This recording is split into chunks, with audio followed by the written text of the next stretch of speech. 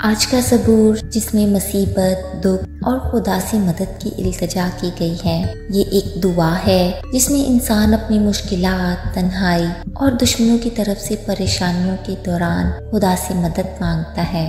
इस ज़बूर का आगाज़ मुसीबत और पानी में डूबने की कैफियत से होता है, जिसमें हम खुदा से मदद की इल्तिजा करते हैं। ये हमें सिखाता है कि जब हम मुश्किलात में हों तो हमें खुदा की तरफ रुजू करना चाहिए। इस ज़बूर में ज़बूर निगार बयां करता है कि इसे इसके अजीज़ों, दोस्तों और ख़ानदान ने तर्क कर दिया है और वो अकेला रह गया है। यह हमें सिखाता है कि तन्हाई और मुश्किलात में भी खुदा पर भरोसा रखना चाहिए, क्योंकि वो हमेशा हमारे साथ होता है। इस ज़बूर में मुसन्निफ कहता है कि वो खुदा की मोहब्बत की वजह से दुश्मनी और नफरत का सामना कर रहा है। ये हमें याद दिलाता है कि जब हम खुदा के रास्ते पर चलते हैं तो हमें आजमाइश और मुखालफत का सामना भी करना पड़ सकता है।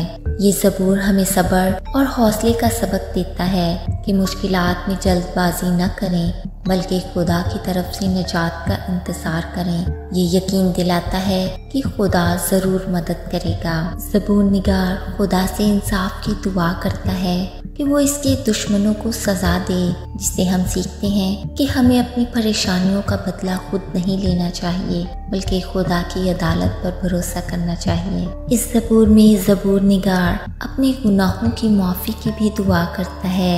ये हमें याद दिलाता है कि हमें खुदा के हजूर आजिज़ी से तौबा करनी चाहिए और खुदा की रहमत की तलब रखनी चाहिए। ज़बूर का इख्तिताम खुदा की हम्दो सना और शुक्रगुजारी से होता है। चाहे हालात कैसे भी हों, हमें हमेशा खुदा की तारीफ करनी और खुदा के नाम को बुलंद करना है। सो हमें हर हाल में खुदा की हम्दो सना और तारीफ करनी चाहिए। मजमूई तौर पर ये ज़बूर हमें दुख, तन्हाई और मुश्किलात में खुदा की तरफ रुजू करने, खुदा पर भरोसा, सब्र और तौबा करने का सबक देता है।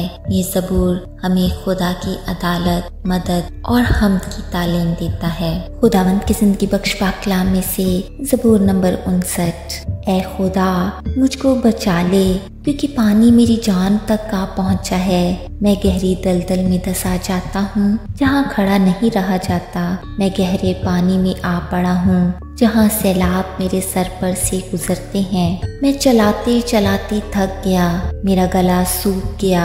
मेरी आंखें अपने खुदा के इंतजार में पथरा गईं। मुझसे बेसबब अदावत रखने वाले मेरे सर के बालों से ज्यादा हैं। मेरी हलाकत के ख्वाह और नाहक दुश्मन जबरदस्त हैं।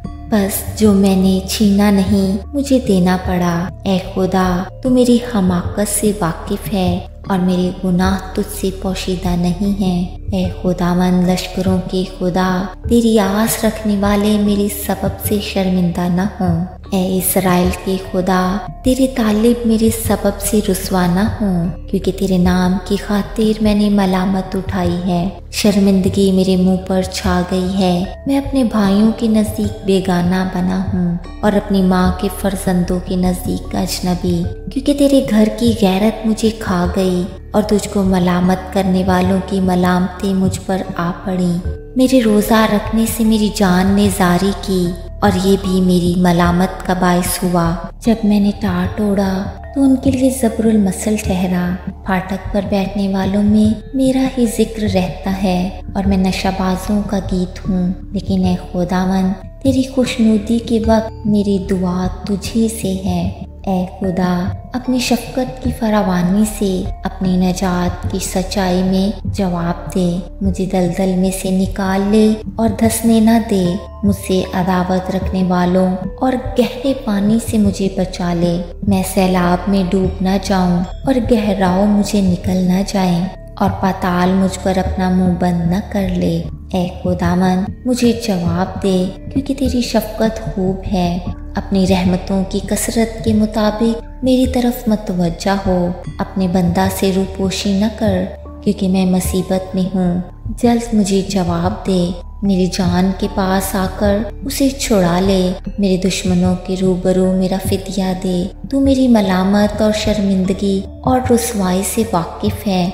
मेरे दुश्मन सब के सब तेरे सामने हैं। मलामत ने मेरा दिल तोड़ दिया। मैं बहुत उदास हूँ और मैं इसी इंतज़ार में रहा कि कोई तरस खाए, पर कोई ना था, और तसल्ली देने वालों का मुंतज़िर रहा, पर कोई ना मिला। उन्होंने मुझे खाने को इंद्रायण भी दिया और मेरी प्यास बुझाने को उन्होंने मुझे सिरका पिलाया। उनका दस्तरख्वान उनके लिए फंदा हो जाए और जब वो अमन से हों तो जाल बन जाए।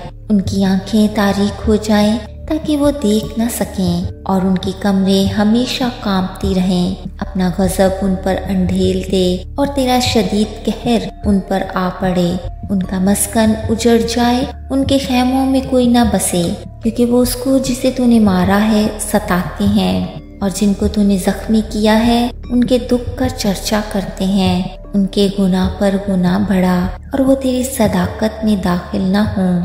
उनके नाम किताबे हयात से मिटा दिए जाएं और साथिकों के साथ मदरज ना हों। लेकिन मैं तो गरीब और गमगीन हूँ। ऐ खुदा, तेरी नजात मुझे सरबुलंद करे।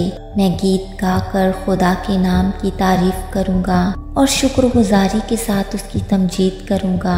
ये खुदावंद को बैल से ज्यादा पसंद होगा, बल्कि सींग और खुर वाले बछड़े से ज्यादा। हलीम इसे देखकर खुश हुए हैं। ऐ खुदा के तालिबो, तुम्हारे दिल जिंदा रहें, क्योंकि खुदावंद मोहताजों की सुनता है और अपने कैदियों को हकीर नहीं जानता।